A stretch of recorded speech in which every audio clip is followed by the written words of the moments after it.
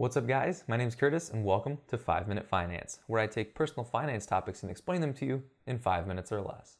I do apologize yet again for the irregular upload schedule. I do plan on getting back to weekly videos very soon. I'm just still getting used to life with a newborn.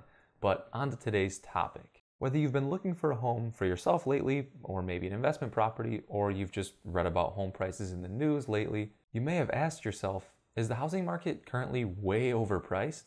And that really wouldn't be a dumb question. With the amount that home prices have increased over the past year and a half or so, I can definitely understand why a lot of people would be really scared to enter the housing market right now. But in my opinion, and I do need to say that I'm not a real estate expert whatsoever, I don't think that the housing market is overpriced right now, and there's a few different reasons for that. That starts with just the number of homes that are currently listed on the MLS. This chart shows the number of homes that were actively listed on the MLS over the past 5 years in my own local market. I got this from my real estate agent. So this doesn't show homes for sale throughout the entire country over the past 5 years, but it's been a pretty similar story in just about every part of the US.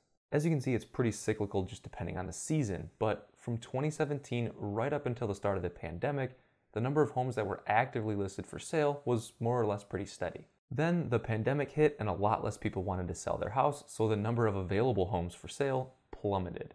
That caused home prices across the board to rise as buyers now had to compete with a lot of different offers for the same house.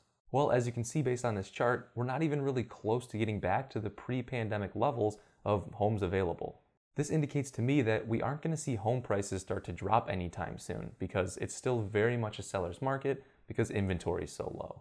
The next reason I don't think homes are currently overpriced is mortgage rates. Current interest rates for mortgages are historically low, and they're expected to stay low for at least the near future.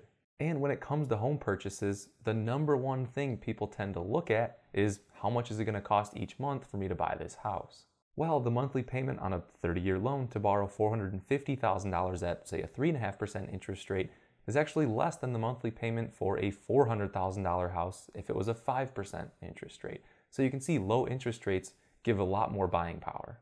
So as interest rates stay low, buyers are going to continue to feel more comfortable putting big offers on houses or even overbidding on houses, just keeping home prices high like they are now.